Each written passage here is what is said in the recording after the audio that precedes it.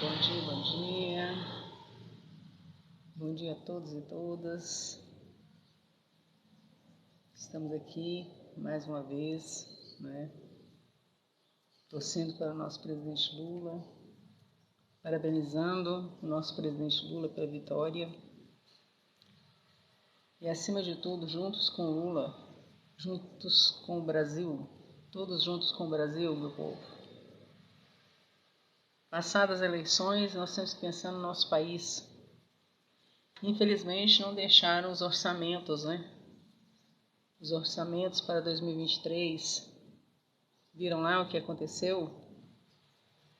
Então, cortaram vários orçamentos, inclusive o auxílio emergencial, para R$400. Faltando orçamento aí, acredito que até para a educação, não é, meu povo? Acho que, na verdade, a gente tem que pensar que o Brasil precisa de orçamentos, especialmente para a educação. Você colocar crianças aí para fazer lanche com bolacha, sendo que as crianças precisam ter a sua refeição diária. A maior parte das crianças que estudam nas escolas públicas, elas realizam o almoço de manhã ou o almoço à tarde. Aí você vai dar a bolacha seca para a criança e um copo d'água? Não, acho que não é por aí não, Na verdade, tem que ter investimento em educação. Nos últimos anos, nós vimos aí grandes cortes orçamentários na educação do nosso país. E hoje pela manhã, o que eu escutei foi o seguinte, aqui, na verdade, o que eles fizeram, foi colocar o orçamento secreto para a construção de edificações em escolas que nem ocorreram. Pensa! Orçamento secreto para edificar escolas que nem ocorreram, que sequer saiu do papel. Então, o que foi feito desse orçamento secreto? Para onde foram os orçamentos secretos? Para onde foi o orçamento secreto? É disso que nós estamos falando, Na verdade, se hoje lá, de acordo com a equipe de transição, os técnicos que foram conduzidos lá para ver a questão da transição, eles sabiam que iam perder, Claro que sabiam que iam perder. Por isso, deixaram sem orçamento, sem dinheiro, para simplesmente querer manchar o próximo governo. Mas isso não vai acontecer não, meu povo. Eu acredito que as pessoas responsáveis desse país, quer no Congresso Nacional, quer no Senado Federal, na Câmara dos Deputados, possa realmente aprovar aí uma PEC emergencial, que atenda a questão orçamentária para o ano de 2023. Nós não podemos perder mais um ano sem orçamentos condizíveis. O auxílio emergencial aí, para os R$600, que a população está precisando, na verdade a população precisa até demais, porque não está dando conta nem de sobreviver, não é mesmo? E a questão mesmo com relação à educação, à saúde, A educação, olha, sabe o que acontece?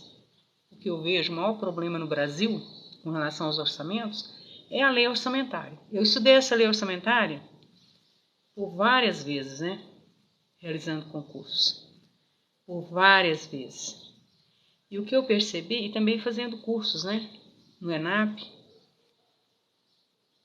o que acontece com os orçamentos é o seguinte, a lei orçamentária, é que não há previsibilidade de rubrica específica para as áreas. Então, por exemplo, é muito fácil, É muito fácil pegar o orçamento da educação e desviar para outro canto. Principalmente da educação. Eu nunca vi desse tanto, Durante essa pandemia, por várias vezes, a educação teve vários cortes orçamentários. Vários cortes. A saúde também teve cortes. A educação teve cortes, a ciência teve cortes orçamentários e não chegou o orçamento nos municípios, que é a nível federal, estadual, municipal. Não chegou. Nós vimos aí, durante a pandemia, recursos da educação, quando estávamos durante a pandemia, que foram desviados para a questão tecnológica.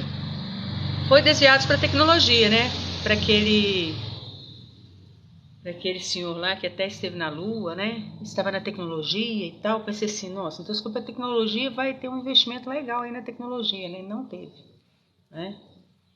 Infelizmente não teve. E daí a questão orçamentária está aí pautada, não é? E nós não podemos ficar calados diante da questão orçamentária, diante do orçamento secreto, diante do orçamento que a gente não sabe para onde foi o dinheiro. A gente não sabe para onde foi. Na verdade, tem que se quebrar esse sigilo, né? Esse sigilo de informações aí, que eu creio que vai vir à tona mais tarde, né? Ou até breve mesmo, até brevemente vai vir à tona. E vai, na verdade, fazer com que as coisas se esclareçam. Para onde foi o dinheiro, né? Que estava aqui. O gato comeu? Quem comeu o dinheiro, não é? Quem comeu o dinheiro? Foi para onde, né? Foi para a campanha política? Né? Será que foi para a campanha política? Foi para comprar as pessoas aí, né? No interior principalmente, né? Porque o dinheiro sumiu, simplesmente sumiu, né? E na verdade, só em setembro, foi setembro ou outubro, hein? Foi outubro, né? Que houve arrecadação de 172 bilhões só em um mês nesse ano. Imagine durante todos os meses, né? Para onde foi o dinheiro? Essa é a pergunta que não quer calar. Essa é a pergunta que não quer calar relacionada ao orçamento do ano que vem, de 2023. Eu acho que, na verdade, a lei ela tem que ser previsível com relação à questão orçamentária, quando da passagem de um presidente para outro, né? Que haja uma abertura para o próximo presidente que venha a ser, possa realmente estabelecer alterações, né, orçamentárias.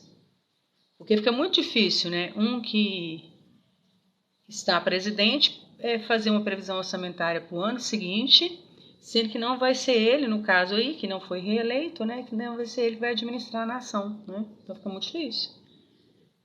Mas eu tenho certeza que a equipe técnica, a equipe de transição vai dar conta disso, né?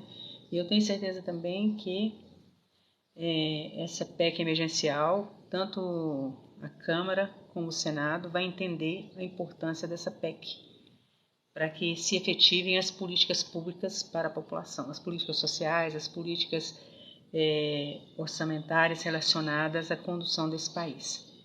Que a condução desse país não pode ficar suspensa diante de um ex-presidente, né, que praticamente é ex-presidente, ficar em suspenso, né, a administração do nosso país, a gestão do nosso país. Que essa gestão, acima de tudo, tem que ser democrática. E não adianta, pessoal, ficar nesse disse-me-disse, nesse lero-lero aqui, nesse chat, não, porque na verdade eu nem olho. E não vou responder nada. Sabe por quê? São... sem comentários, né? Eu nem vou comentar. Nem vou comentar, que eu acho que é o melhor, né? É isso aí. Ele roubou o dinheiro do orçamento secreto, exatamente, né? Porque, na verdade, quando você quer um orçamento secreto, né, Vitor Perdigão, você está, na verdade, querendo algo para realizar alguma coisa, não é? Por que tem que ser secreto? Não é? Por que ele jogou para que se votassem, né? O orçamento secreto? Por que ele fez esse jogo, né? De empurra? Para não cair sobre ele, né? Mas que na verdade passou-se o orçamento secreto. E essa distribuição orçamentária, ela tem que ser, na verdade, uma gestão, vamos dizer assim, administrativa, com o dinheiro público, e tem que ser transparente, tem que estar nos portais de transparência todo o destino do dinheiro, que é dos brasileiros, os brasileiros que contribuíram com seus impostos. Então, na verdade, esses orçamentos, para onde vai, para quem foi, quais os municípios receberam, quem recebeu, né? Vamos abrir essas contas aí para ver, né? Essas contas públicas, para onde foram tanto dinheiro, né? Do Brasil, com esse orçamento secreto. Para onde foi, para quem foi? Beneficiou só determinados partidos? Se beneficiou só determinados partidos, está errado. Eu acho que, na verdade, tem que ter uma legislação para punir, né? Você entra no governo, você está no governo e você vai enviar só para partido XY, só para os amigos, né, do rei. Isso é imoral, é ilegal, para mim é um crime, né? Porque o orçamento, ele, na verdade, ele tem que ser condizente com as necessidades administrativas do Estado, né? Quer em nível de estados, de municípios, né, tem que ser relacionado com as necessidades, com as demandas, né? E se os orçamentos não estão destinados às demandas, e tem municípios aí que estão a ver navios, tem estados que estão a ver navios, então algo tem que ser mudado. E se é na legislação, tem que ser alterado, né? E se é com relação a punições, temos que punir. Para isso existem processos administrativos, processos penais, inclusive, né, processos civis, né, para que se restabeleça a ordem econômica no país. O país tem que ter uma ordem econômica, não pode ficar desse jeito, né? Não pode ficar dessa maneira, sem orçamento, né? Sem orçamento, por exemplo, para dar reajuste para os servidores públicos, sem orçamento para a educação, sem orçamento para a previdência, sem orçamento para o IBGE. Eu sou aposentado do IBGE, né? Vocês estão vendo aí? No estado de Goiás, por exemplo, não foi realizado nem a metade do censo. Isso nunca aconteceu, né? Em nível de Brasil, o censo está atrasado. Há uma previsibilidade aí para dezembro, mas com certeza não vai ocorrer. Se o estado de Goiás, né, ainda não fez a metade do censo, imagina. Isso por quê? Porque não houve orçamento condizente com o censo, né? Estão pagando aí um salário, vamos dizer assim, uma remuneração baixíssima para recenseadores. No passado, recenseador, quando trabalhava no IBGE, pensem, trabalhava no IBGE, ganhava-se por questionários respondidos, né? Praticamente a pessoa saía do censo fazendo vários setores, porque era por produtividade, a pessoa comprava até um carro. Pensa, hoje a pessoa recebe uma remuneração baixíssima, então as pessoas não estão querendo trabalhar, as pessoas não estão querendo fazer o censo. E outra coisa que eu descobri, né? Porque eu fui recenseada, e como eu trabalhei a vida toda no IBGE, e eu sei exatamente de código sorteado, né, o questionário do censo demográfico, porque existe um questionário que é básico, né, que são com poucas perguntas, e o outro questionário que tem mais perguntas relacionadas, né, que são alguns domicílios por amostra. O que acontece? No questionário básico, simples assim, só pergunta se a pessoa sabe ler. Não pergunta o grau de instrução. Esse questionário que antes se perguntava o grau de instrução das pessoas. Então quer dizer o quê? Que o censo demográfico, ele não vai pegar as pessoas, vamos dizer assim, pelos graus de instrução. Ou seja, aquela equiparação que você faz conforme a idade, o grau de instrução que a pessoa tenha como completo. Quer o ensino fundamental, quer o médio, quer uma faculdade. Quer dizer, não vai pegar isso, simplesmente se sabe ler ou escrever. Pensa uma coisa dessa, que país é esse? Um censo demográfico, uma operação que é uma mega operação, né? Que esse dado da educação é de suma importância, né? Assim como o dado relacionado à questão de trabalho, né? Que eu acho que é de suma importância, mas aí esse dado ele vai no questionário de amostra, né? Mas eu fiquei pensando, né? Quer dizer, é uma coisa estratégica. E essa questão dos quesitos com relação ao censo foi amplamente debatida porque se retirou determinados quesitos de supra-relevância para o país, porque através do censo demográfico se estabelece as políticas públicas, as políticas privadas. E outra coisa, ainda foram realizar um censo numa época de crise política, de eleições, né? Quando ocorre isso, há um índice, vamos dizer assim, mas nunca houve um índice tão alto de recusa como está havendo agora. E realmente eu penso que esse índice está relacionado a essa questão política, a essa questão mesmo que esse pessoal aí, né, principalmente eu penso que deve ser, né, principalmente, né, dessa direita reacionária que não está querendo responder o IBGE. Mas existe uma lei, né? Uma lei federal, que na verdade você é obrigado a dar informações para o IBGE. Você é obrigado, né? É uma lei federal. Então as pessoas estão realmente negando-se a dar informação para o IBGE. Mas quando você nega a dar informação para o IBGE, você está negando, na verdade, porque os dados são todos confidenciais, né? Você está negando a dar sua participação, né, civil, cidadã, para esse país, para realizar as políticas públicas e privadas.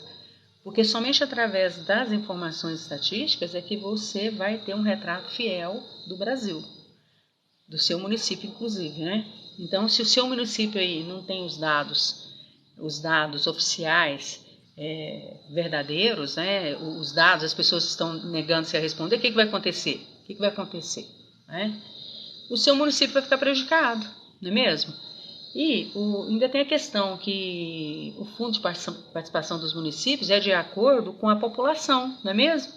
Aí, se você se nega a dar informação, né, na verdade, como é que vai contar a população do seu município? O seu município vai ficar prejudicado. Então, eu aqui faço um apelo, né, às pessoas que estão assistindo aqui, né? Você, na verdade, tem que fazer uma promoção, né? Vamos dizer assim, uma divulgação aí no seu município para as pessoas responderem o censo. Não é só o IBGE que tem que fazer propaganda, não, gastar aí, né, rios de dinheiro com propaganda aí no horário, né, no horário nobre, né, inclusive no Jornal Nacional, né, nos jornais de evidência, né, para poder as pessoas entenderem que o síndico lá do prédio, né, tem que fazer um elo ali com os moradores, né, para que receba o entrevistador. Isso nunca ocorreu, né? Eu já trabalhei em todas as pesquisas do IBGE, todas, né? E eu me lembro que durante todo o tempo que eu fiz pesquisa no IBGE, e já trabalhei em todas as pesquisas, inclusive censos, na verdade, eu tive uma recusa, uma só, né? Porque eu voltava, retornava, né? Sempre dando razão para as pessoas, que às vezes as pessoas não têm tempo mesmo, elas são ocupadas, estão com problemas, né? E essa recusa mesmo que teve, porque foi um problema pessoal mesmo que o casal estava vivenciando. Então, realmente, não teve jeito, né? Mesmo o pessoal do Rio, vindo aqui em Goiânia e tal, indo junto lá, porque vem as supervisões, né? Realmente constatou-se, né, que era recusa mesmo, porque o IBGE tem todo um critério para ter o menor percentual possível de recusas, né, para que realmente a amostra seja grandiosa, para que realmente seja fiel ao retrato da população. E eu, como eu faço parte, né, eu sou coordenadora sindical da SBGE, que é o Sindicato Nacional dos Trabalhadores das Fundações Geográficas e Estatísticas do IBGE especificamente, que é um sindicato nacional. O que acontece? Eu sou totalmente, né, responsável para estar passando essas informações, para que realmente quem estiver assistindo aqui, né, possa fazer uma propagação do IBGE. O IBGE já está fazendo, mas a responsabilidade das pessoas, independente de qual, vamos dizer assim, questão partidária, né, respondam ao IBGE, né, respondam ao IBGE. Não fica lembrando da Regina Duarte, não, tá? Porque a Regina Duarte, durante muito tempo, né, fez propaganda para o IBGE, né? Responda ao IBGE, quando ela era aquela pessoa doce, né? Aquela pessoa doce, aquela pessoa carinhosa, né? Das novelas, né? Na década de 70, acho, né? Ela foi a garota propaganda do IBGE, tá certo? Então é isso aí, pessoal. Vamos realmente passar as informações para o IBGE, não custa nada, né? Nós já tivemos aí vários governos, né, em épocas políticas, né, fazendo pesquisas do IBGE e com dificuldades e tudo mais, mas o IBGE sempre realizando o seu trabalho. E o IBGE tem a sua importância, né, a sua importância para a população. Isso, na verdade, é mais do que evidente. Ao longo de todos esses anos, os dados do IBGE são utilizados para as instituições de pesquisas, para os cientistas, né? E que, na verdade, tem vários artigos aí escritos, né? Livros escritos com dados do IBGE, né? O IPEA utiliza os dados do IBGE para suas análises. Então, vamos responder ao IBGE, meu povo, né? Vamos fazer vamos dizer assim, um retrato mais fiel do Brasil, principalmente nesses momentos, né? Porque, na verdade, foi negado, né, recursos orçamentários para a realização do censo por várias vezes por esse desgoverno, infelizmente, pessoal. Infelizmente, porque eles não queriam ver realmente o retrato do Brasil, né? E esse desgoverno também andou entrando, né, em várias instituições aí, né? Instituições com cientistas, né? Que, na verdade, negando as pesquisas, né, de instituições que são, vamos dizer assim, renomadas, né, no nosso país, e querendo entrar aí nessas instituições. O governo, na verdade, ele tem que fazer o seu papel, né? Agora, as instituições de pesquisas têm que realizar o seu papel também, para que realmente seja um retrato fiel, para que sejam gestadas aí políticas, sejam públicas ou privadas, né, para a população. Você jamais vai conseguir fazer, né, vamos dizer assim, instalar, por exemplo, empresas, sejam indústrias, comércio, etc. e tal, sem pegar os dados aí do IBGE para poder estar realizando. Porque de repente você vai abrir ou uma indústria, ou um serviço, ou um comércio em lugares que já tem aquele tipo de serviço, aquele tipo de indústria, ou mesmo assim não é um lugar apropriado, né, para que se instale. Daí a importância das pesquisas do IBGE, né? Vamos dizer assim, empresários, né, ou pessoas que queiram instalar-se em determinados locais, utilizam os dados do IBGE para realizar isso. Daí a importância disso, né? Então é isso aí, pessoal. Ainda bem que eu não estou lendo esse chat, né? E eu, como professora, eu sei conseguir ser surda, né, e ser cega diante de determinadas coisas. Eu aprendi isso durante toda a minha vida como professora, ainda bem, né? Então, determinadas coisas a gente tem que passar por cima, não ver, né, fazer de surda e de cega, porque são coisas que são ultrajantes, né? E a gente não quer isso, né? Na verdade, a gente está aqui conversando sobre situações que estão ocorrendo no nosso país. E uma delas é com relação ao IBGE, que é a Fundação Instituto Brasileiro de Geografia e Estatística, para quem não sabe, né? Que estão aí em todos os livros didáticos de geografia, desde o ensino fundamental. Você que ainda não terminou o ensino fundamental, né? Então, no ensino médio, né? E mesmo quem segue aí a área da geografia, né? Curso de geografia, de licenciatura, e mesmo o curso que não seja de licenciatura, que seja só para geógrafo, né, estuda os dados do IBGE. Daí a sua importância, a fidelidade, né? E a importância de o Estado não interferir nas pesquisas, né, nos dados. Não pode interferir e não pode fazer falsas interpretações, né? Você tem que chamar realmente as pessoas, né, que são da estatística, para fazer, vamos dizer assim, a análise dos dados.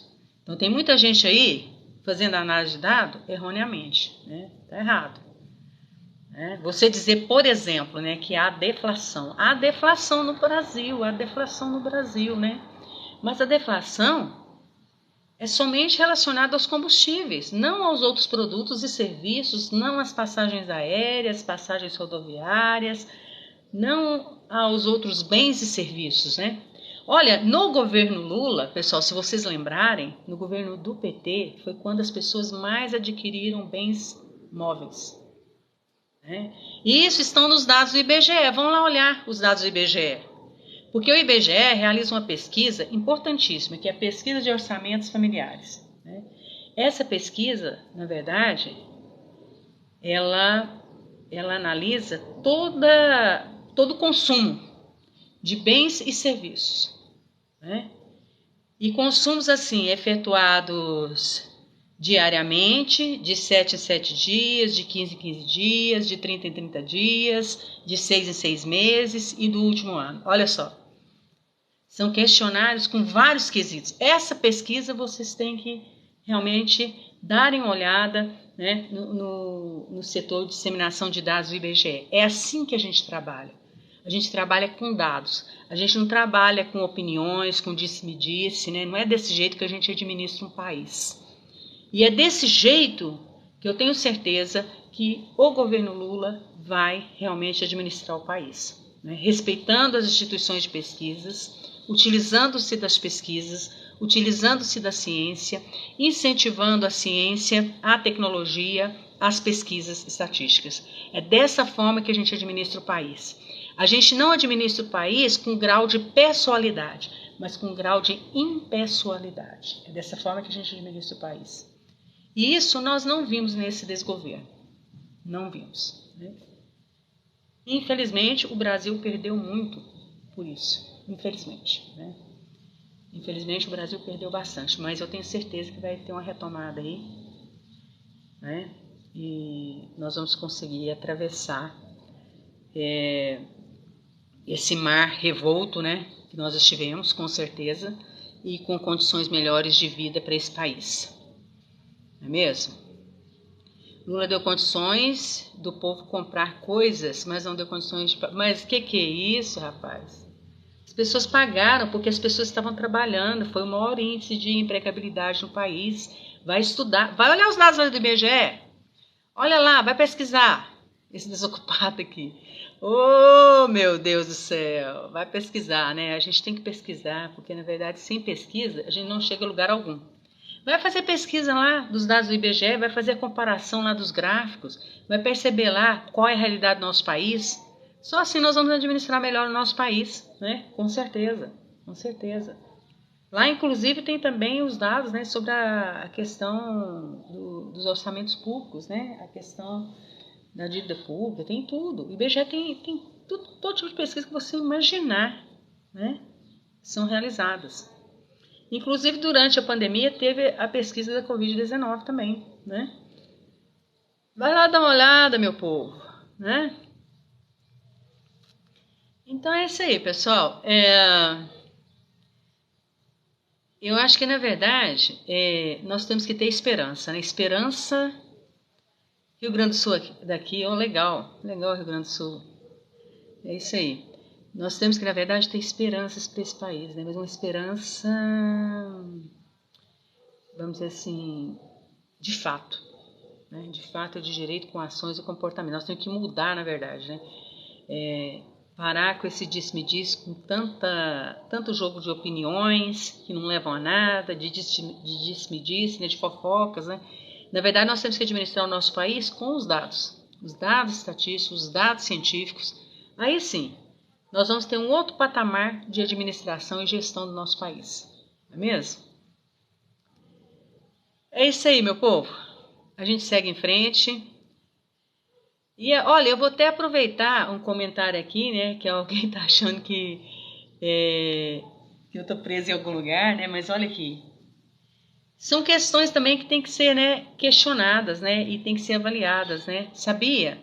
Foi feita uma pesquisa e foi constatado que o Brasil é o terceiro país no mundo que tem mulheres presas. E por que isso ocorre, né?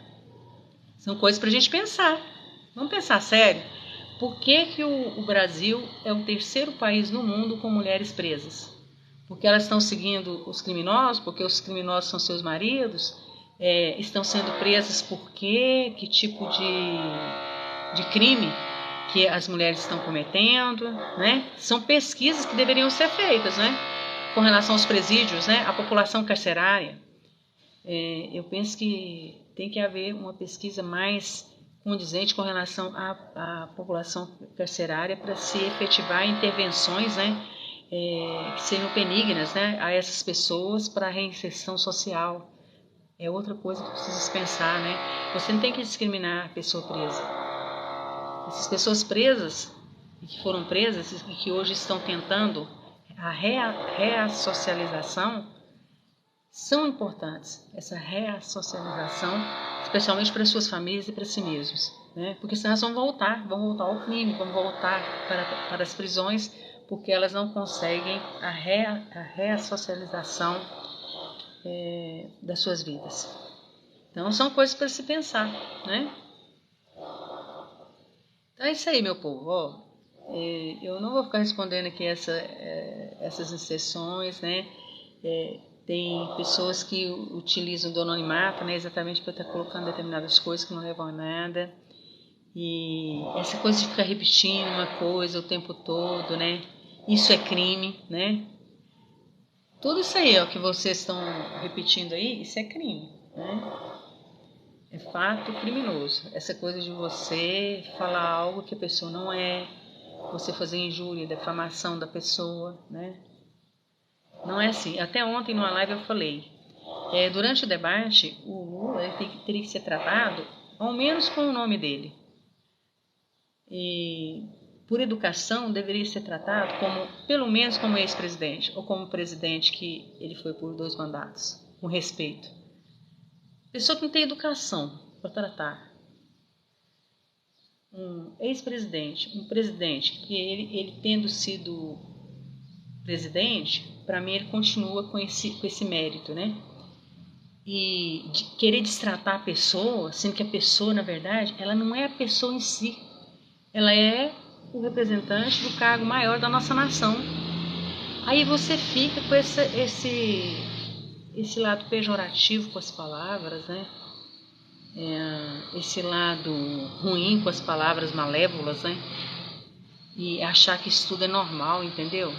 Ser tão malévolo assim e ser normal, e ser um estado de normalidade, isso é um estado insano, na verdade. Procura um psiquiatra aí, porque isso aí não é normal não, meu povo. Isso não é normal não. Você consegue conversar sobre todo e qualquer assunto sem desmerecer qualquer um, sem desmerecer qualquer pessoa, né? Com certeza. Então, pessoal, eu já tenho alguns compromissos aqui. Depois a gente volta, certo? E com certeza vamos conversar mais sobre a situação brasileira aí, sobre o orçamento secreto. Vamos ver as próximas notícias do orçamento secreto. Tá certo? Vamos ver o que fizeram com a merenda das criancinhas, né? Vamos ver o que fizeram com o dinheiro das criancinhas, da educação básica do nosso país. Próximos capítulos virão. Na hora que o sigilo for aberto, né, dos 100 anos, a gente vai ver para onde foi esse dinheiro. Tá bom? Forte abraço, fiquem com Deus, até a próxima. Tchau, tchau.